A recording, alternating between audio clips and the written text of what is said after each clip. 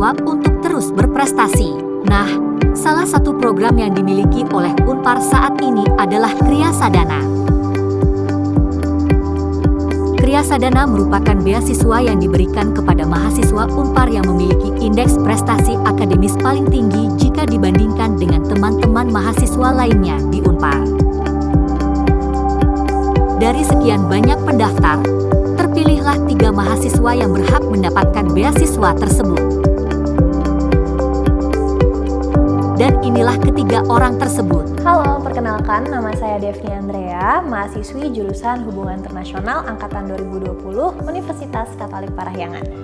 Perkenalkan, nama saya Nicholas Saputra Wibisono dari jurusan Matematika Universitas Katolik Parahyangan Angkatan 2021. Nama aku Catherine dari jurusan Teknik Kimia Angkatan 2019. Kriyasadana dalam bahasa Sanskerta artinya prestasi dalam bidang akademik.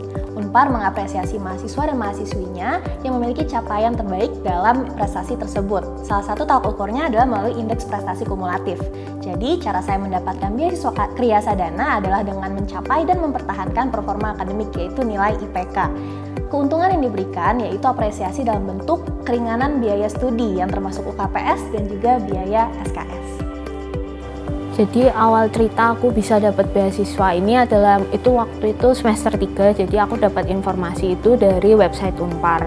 Nah, setelah itu aku coba apply dan puji Tuhannya lolos, dan aku coba apply beasiswa ini tuh hingga semester 8, yaitu sekarang. Ya, tentu saja untuk masuk ke perkuliahan itu tujuan utamanya adalah belajar, tapi ketika masuk ke perkuliahan, kita juga harus mengeksplorasi diri. Saat ini, saya aktif dalam organisasi Jurnal Sentris di bawah kelompok studi mahasiswa pengkaji masalah hubungan internasional atau KSM-PMI dan juga Unpar Ambassador.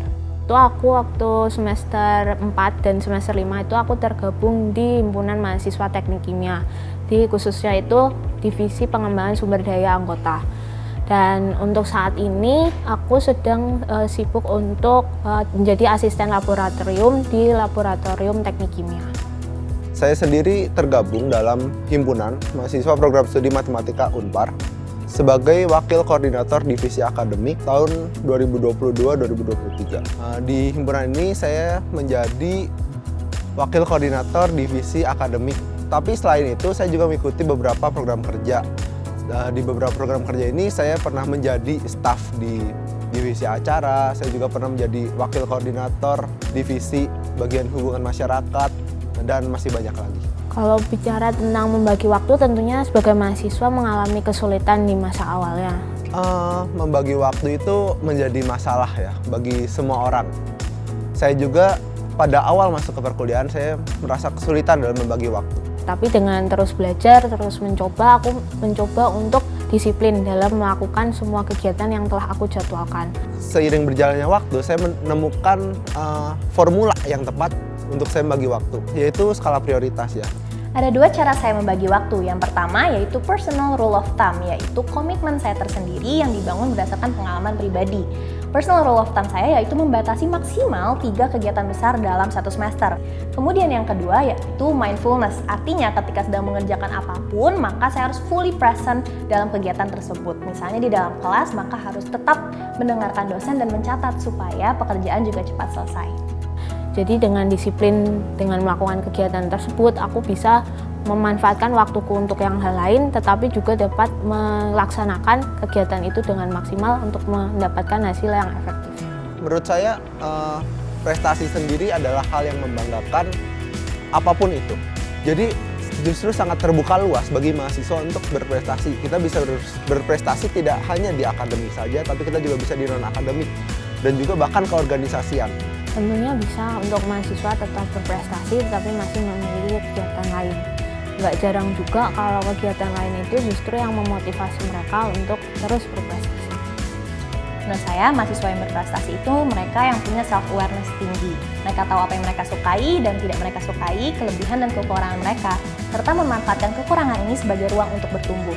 Unpar sendiri memfasilitasi mahasiswa jika ingin berprestasi di luar bidang akademik.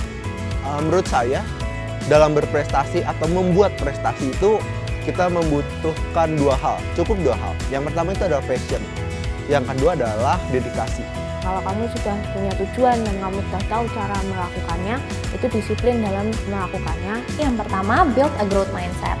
Artinya kamu punya mindset yang terbuka dan positif untuk selalu belajar dari pengalaman dan orang-orang. Yang kedua, yaitu be humble and be resilient. Orang yang berprestasi itu orang yang cukup rendah hati untuk selalu belajar dan belajar dan belajar lagi, tapi di saat yang sama juga bisa menerima kegagalan. Yang ketiga, pick your battle. Artinya, kamu boleh menjadi ambisius, tapi kamu juga harus rasional. Kalau kamu ingin mendapatkan beasiswa Kriya Sadana dengan mencapai IPK yang tinggi, maka kamu juga harus memilih skala prioritas kamu sendiri. Pada akhirnya, kamu harus belajar untuk tetap efisien dan efektif, serta membuat skala prioritas untuk mencapai tujuan kamu.